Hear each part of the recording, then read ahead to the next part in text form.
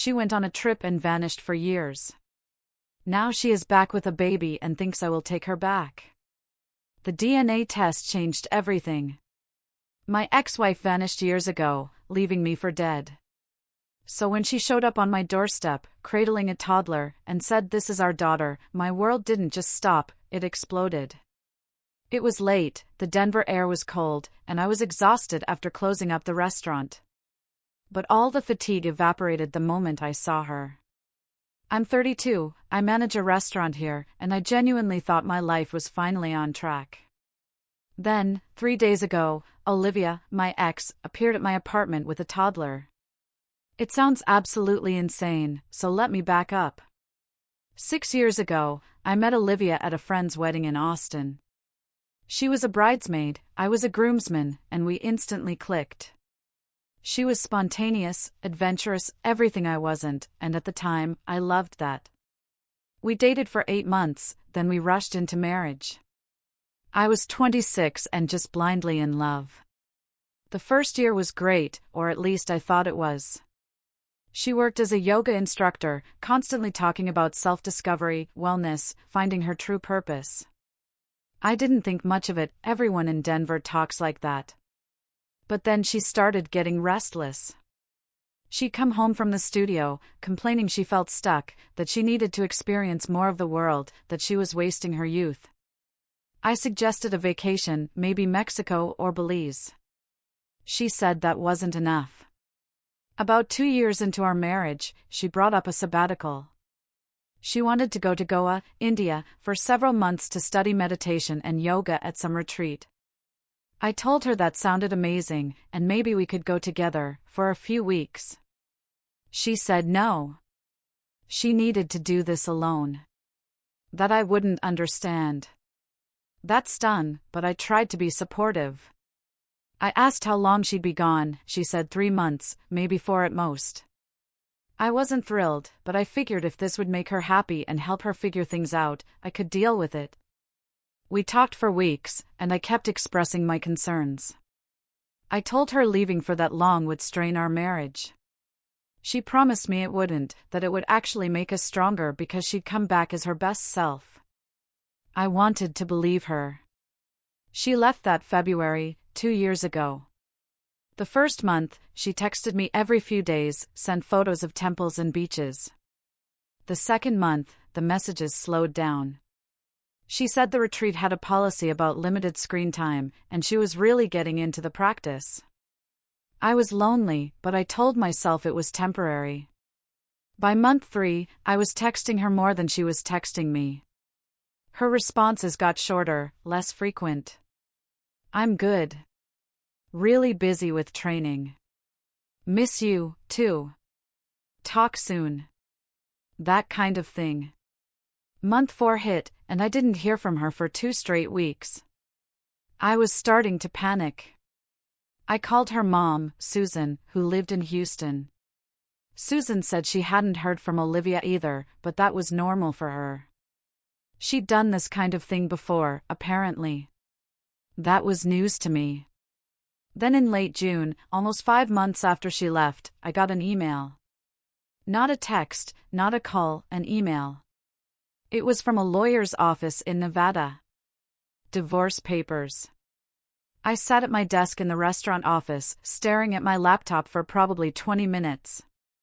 There was a brief note from Olivia attached. I'm sorry to do this, but I've realized I'm not ready to be married. I need to continue my journey. Please sign the papers. I'll handle everything else. That exclamation point just gutted me. Like, this was some casual breakup and not the end of our entire marriage.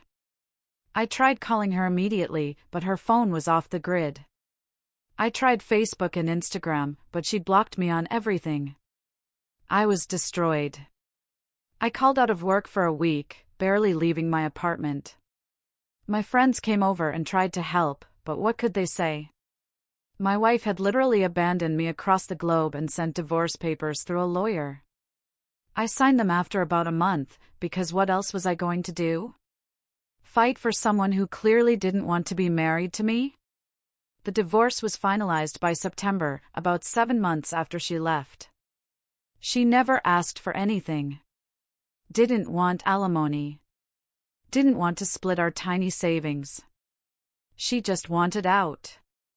I spent the next year in therapy trying to process what had happened. My therapist said Olivia probably had some commitment issues and possibly some mental health stuff she never addressed. That made sense, but it didn't make it hurt less. Eventually, I started dating again.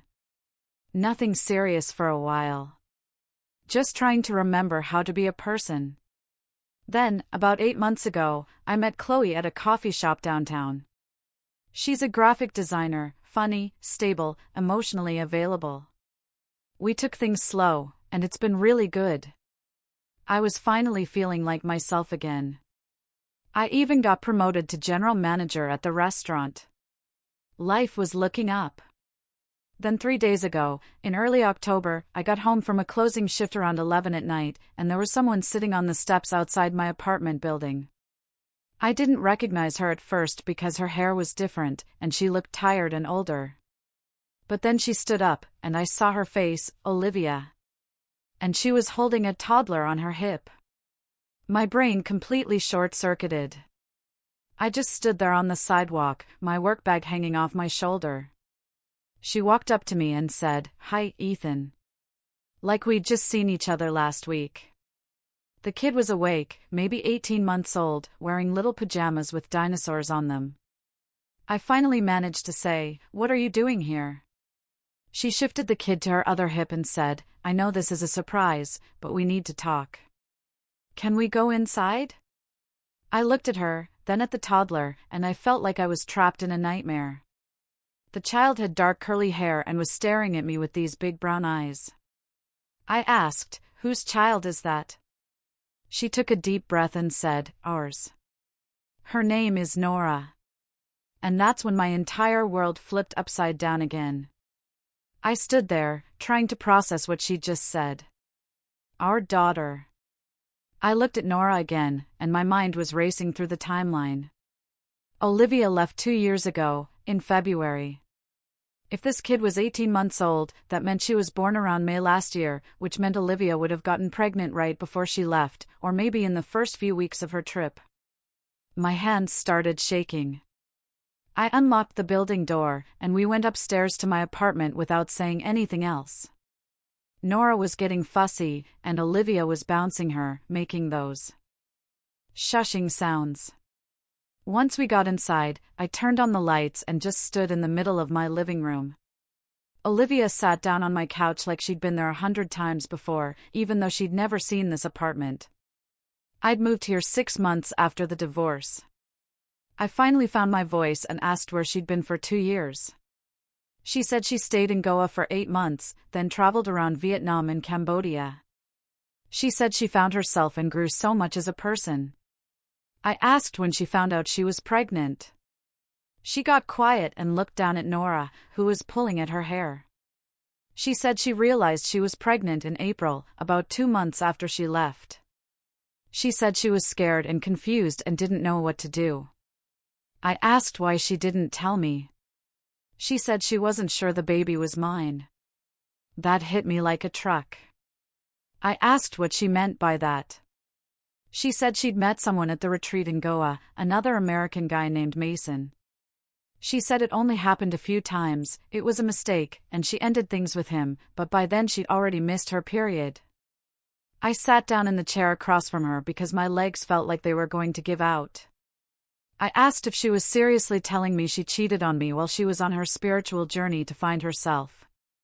She started crying and said it wasn't like that our marriage was already broken, that she was lost, and Mason understood her in ways I never did. I told her that was garbage, and she knew it. She wiped her eyes and said she took a paternity test when Nora was born. She said Nora was mine, not Mason's. I asked why I should believe anything she said at this point. She said she had the test results and could show me. I told her to show me right now. She pulled out her phone and started scrolling through photos. She found a document and handed me the phone. It was a paternity test from some lab in Vietnam. I looked at it, and it had Mason's name, and it said he was excluded as the father with 0% probability. But that didn't prove Nora was mine.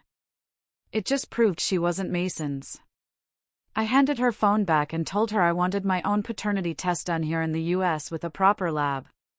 She said fine, that she expected that. I asked why she waited 18 months to tell me I had a daughter. She said after Nora was born, she was overwhelmed and scared. She said she was living in Dharamshala with some other yogis and barely making enough money. She said she thought about reaching out, but she was ashamed of how she'd left things. She said she finally came back to the US 3 months ago and stayed with her sister in Charlotte. I asked why she was here now. She said her sister kicked her out 2 weeks ago because her husband didn't want them there anymore. She said she had nowhere else to go and Nora deserved to know her father. I looked at this kid who was now falling asleep on Olivia's shoulder. She had my ex-wife's nose, but I couldn't see myself in her at all. I told Olivia she couldn't stay here.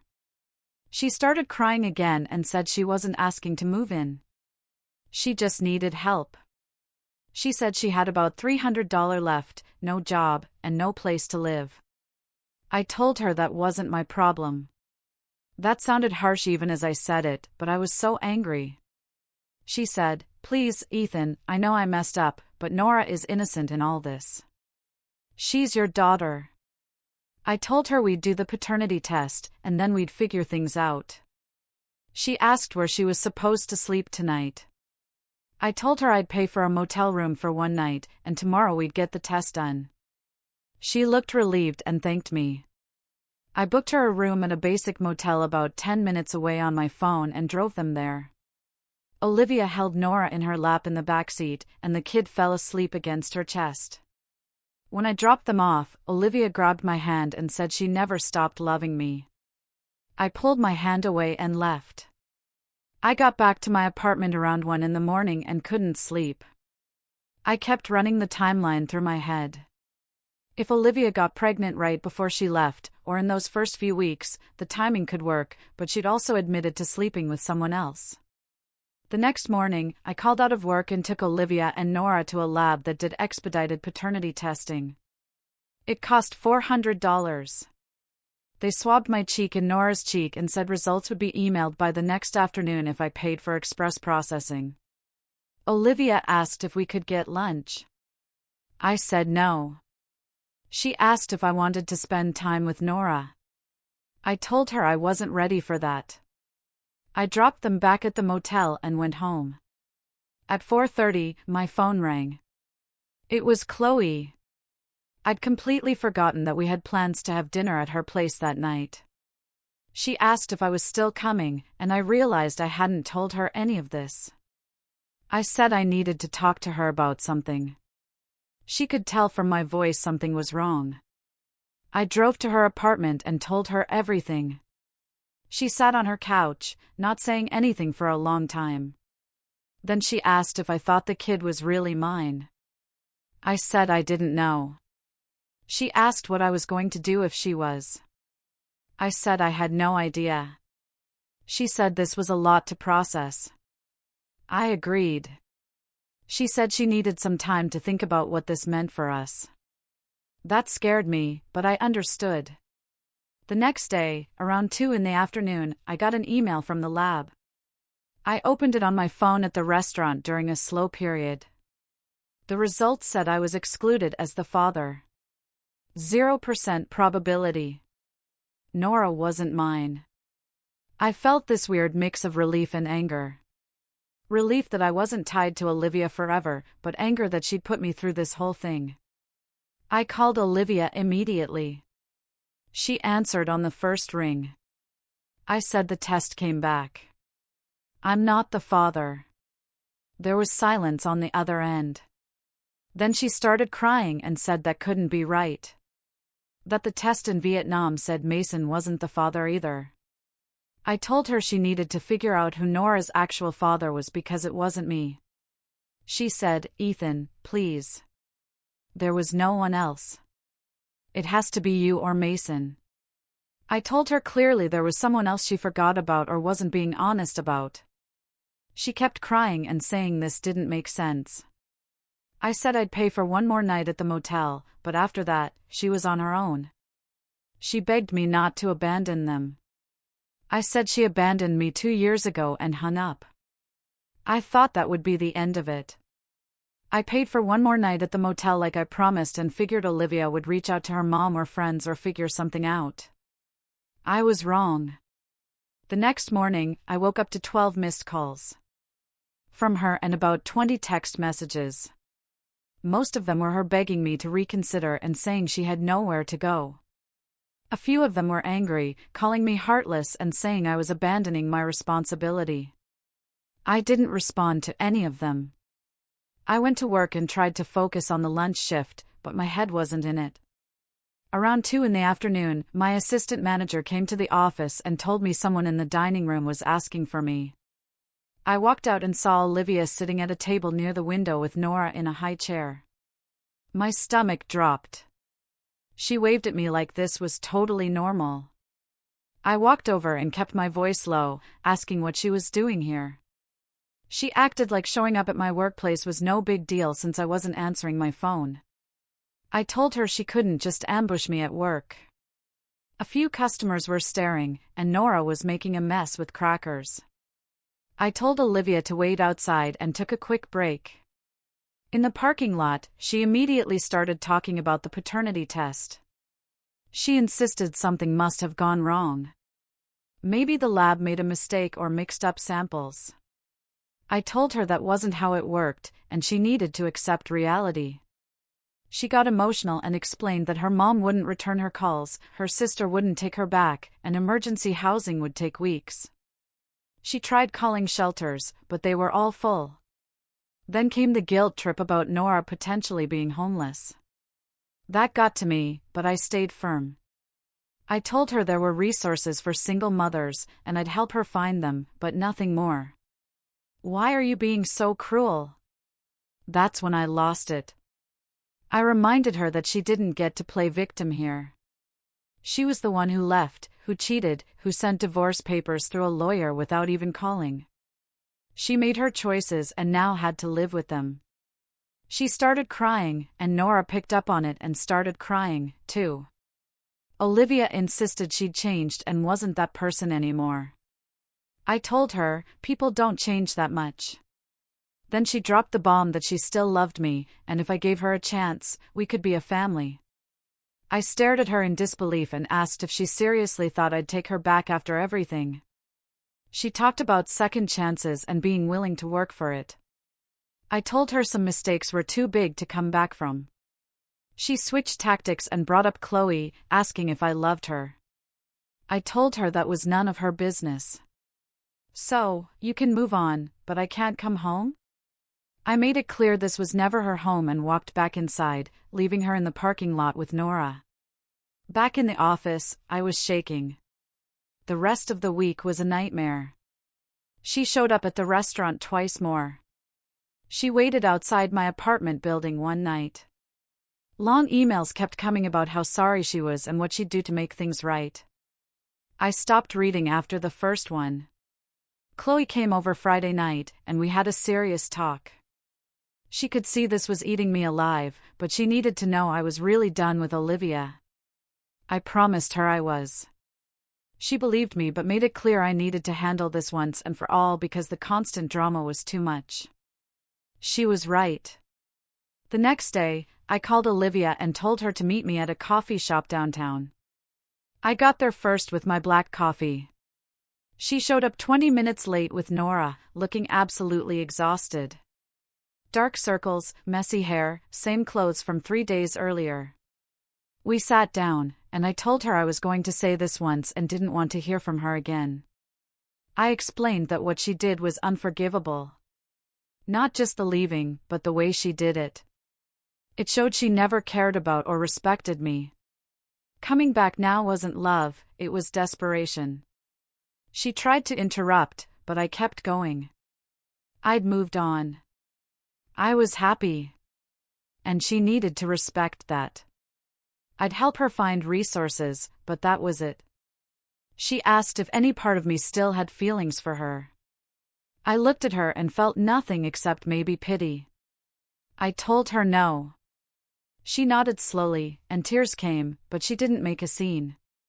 I pulled out a printed list of emergency housing programs, food banks, and social services in Denver. I also wrote her a check for $500. I slid everything across the table and told her this was the last money she'd get from me. She picked up the check and thanked me quietly. There was a moment where she asked if she could hug me. I said no. She gathered up Nora and left without looking back. I sat there, finishing my coffee and feeling like a weight had lifted.